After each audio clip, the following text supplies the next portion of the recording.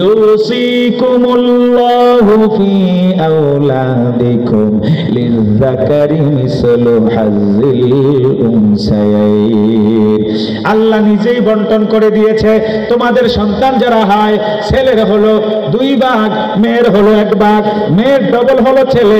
এই বন্টনটা করেছেন কে?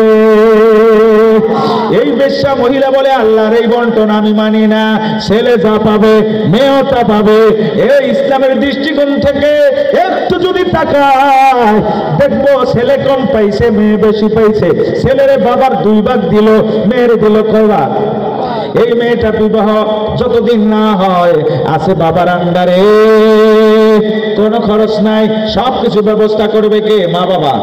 বলেন কে করবে? যখন এই স্বামীর ঘরে যাবে, যাওয়ার আগে ইসলাম বলছে মোহরানা দিতে হবে। ওখানে গিয়ে 1 ভাগ পাইলো, বাপের বাড়ি 1 ভাগ, কয় ভাগ হইলো? জোরে কন্যা সুবহানাল্লাহ। বাপের বাড়ি 1 ভাগ, ওখানে গিয়া পাইলো 1 ভাগ, মোহরানা পাইয়া গেছে। এইবার ইসলাম বলছে তোর স্বামীকে বলছে স্ত্রীর ভরণ পোষণ দিতে হবে, কাপড় চোপড় দিতে হবে। বাপের বাড়িতে 1 ভাগ নিয়ে আসলো, এরপরে এই জামাই থেকে স্বামী থেকে পাইলো 1 ভাগ, হইল 2 ভাগ। খাওয়াইতেছে স্বামী, খাওয়াইতেছে কে? খরচ আছে, 2 ভাগ আছে না নাই? কয় ভাগ আছে? 2 ভাগ। এরপরে স্বামী যখন মারা যায়, ইসলাম বলছে স্বামীরও 2 আনা পাইবা। তাহলে স্বামীর হক পাইছে না পাইছে? বাপের বাড়ি থেকে পাইলো, স্বামী আগে মোহরানা দিল, এরপরে স্বামীটা মরার পরে স্বামীর বাড়ি থেকে অংশ পাইল। স্বামী এবার নাই আছে ছেলে। ইসলাম বলছে তো মা বাবার খেদমত করা লাগবে, কাপড় চোপড় ভরণ পোষণ থাকা খাওয়া সবকিছু সন্তানের উপর ছেলের উপর দিয়া দিলাম। মায়ের জিম্মাদারি নিতে হবে। বাপের বাড়ি থেকে নিয়ে আসলো, স্বামীর বাড়ি আইসা পাইলো, আবার স্বামীর হক পাইলো। আগে খাইলো বাপের বাড়ি, এরপরে খাইলো স্বামীর কাছে, এখন খায় সন্তানের কাছে। যা পাইছে আছে না নাই? ইসলাম আল্লাহ পাক ভাইকে 2 ভাগ দিলেন, দেওয়ার পরে কয় তোর যে বউ আসবে ওরে মোহরানা দিতে হবে এখান থেকে, তোর যে আব্বা আম্মা আছে 2 ভাগ দিলাম, খাওয়াইতে হবে, মাঝে মধ্যে তোর বোন বেড়াইতে আসবে, খাওয়াইতে হবে। সুবহানাল্লাহ কন্যা মেয়া। তাহলে ইসলাম নারীদেরকে জিতাইলো না ঠকাইলো? নারীরা হলো দুর্বল, এই জন্য ইসলাম কয় তুই খালি ভাত পাকাইবি, স্বামীর হক আদায় করবি। এই স্বামীর সন্তানগুলা দেখা রাখবি, 5 ওয়াক্ত নামাজ পড়বি, রমজানের রোজা রাখবি, কিয়ামতের ময়দানে উঠবি, তোর জন্য জান্নাতের 7 দরজা খুলে দেওয়া হবে। আল্লাহু আকবার। সহজ না কঠিন?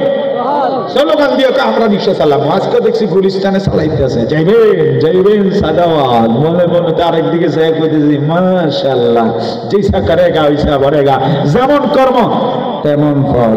ঠিক কিনা বলেন? আলোচনা শেষ দিকে চলে আসছি ভাই, বেশি রাত্র হবে না ইনশাআল্লাহ।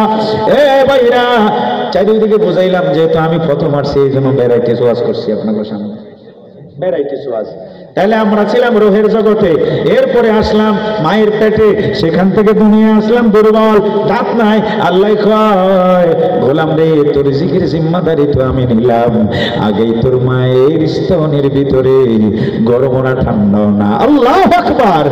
এই যে দুধের আমি আল্লাহ ব্যবস্থা করে দিলাম। আমার বান্দা শক্ত খাবার চাবিয়ে খাইতে পারবে না, বেশি গরম দিলে বান্দার নরম জিহ্বাটা পুইরা যাবে। আমি আল্লাহ এই জন্য আগেই মায়ের স্তনে প্লাগ সিস্টেম দুধের ব্যবস্থা করে দিলাম। এরে বান্দা আল্লাহু আকবার। দুনিয়ায় যখন আমি আসি রে আল্লাহর বান্দারা, মা তো জ্ঞান হুঁশ নাই, শুধু বলে আওয়াজ দিলাম। এই ওয়ার শব্দটা আল্লাহু আকবার মুফাসসিরিন কেরাম লেখে আল্লাহ পাক মায়ের কানের ভিতরে পৌঁছায়া দেয়। আত্মীয় স্বজন কেউ কান্না বন্ধ করতে পারে না, মা উঠতে পারে না, ইশারা দিয়া দেখায়া দেয় আমার বোন থামাইতে পারবা না, কলিজার টুকরারে আমার বুকে দিয়া দে।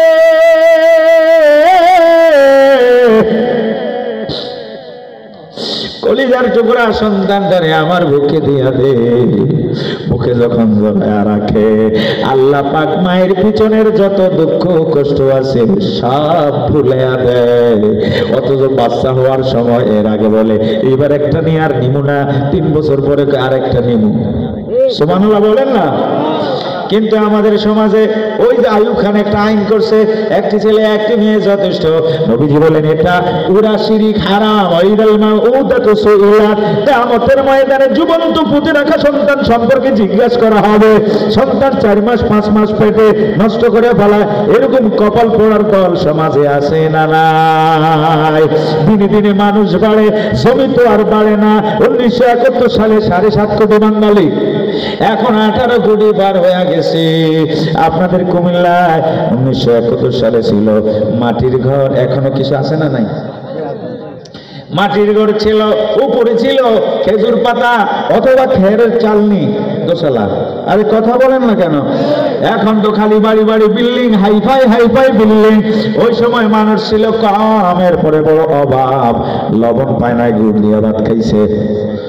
ভাতগুলো রেখে দিছে, একবেলা মার খাইছে, পরের বেলা ভাত খাইছে। কি চাচারা কথা বলেন না কেন? একবেলা ভাত খায়, পরের বেলা মার খায়, সংসার চালাইতে বড় কষ্ট। এখন চাচায় পায়ের উপরে ঠেক দিয়া দোকানে বৈশা মাশাআল্লাহ দিলে আবুল বিড়ি খায়, আর কয় ছেলেরা জাবান থেকে টাকা পাঠায়। ঠিক কি না? টেনশন নাই, চিন্তা নাই।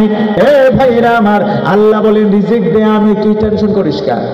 তোর মাথা ব্যথা কেন? নাহানু নারযুকুকুম ওয়া ইয়াহুম, আমি তোর রিজিক দেই, তোর সন্তানের রিজিক দেই। সুবহানাল্লাহ বলেন না?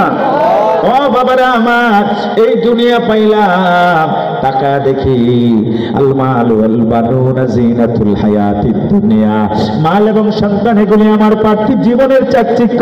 আর কি করতেছি? কাঁচাইতেছি। আল্লাযী জামা মালাও ওয়া আদ্দাদা, মাল জমা করতেছে আর গুনতেছে। 1 লাখ 2 লাখ, 1 কানি 3 কানি 4.5 ঘন্টা 8 ঘন্টা। আমার রোজ না আল্লাহর রোজ।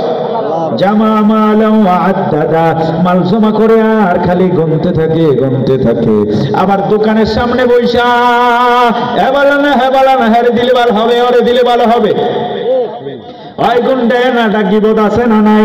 নবীজি মেরাজে যাওয়ার সময় দেখে এক লোক, এই কিছু লোক কেমন আছে, আঙ্গুলের নখগুলো হলো তামার, নিজের শরীর খালি নিজে খামসাইতেছে, নিজের শরীরের গোশত নিজে কামড়ায়া খামসায়া উঠাইতেছে।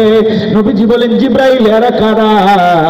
আল্লাহু আকবার। জিব্রাইল আলাইহিস সালাম বলেন এরা আরেকজনের গীবত গাইছে, নিজের জন্য নিজে সচেতন হয় নাই, এই জন্য নিজের শরীরের গোশত নিজে খামসাইতেছে।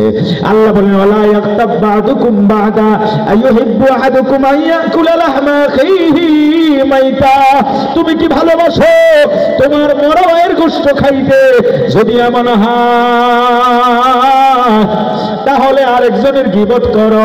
নবীজি বলেন ও হাফিজুল লিসান, জবানের যে হেফাজত করবে আল্লাহ পাক কিয়ামতের ময়দানে তাকে জান্নাতে প্রবেশ করা দিবে।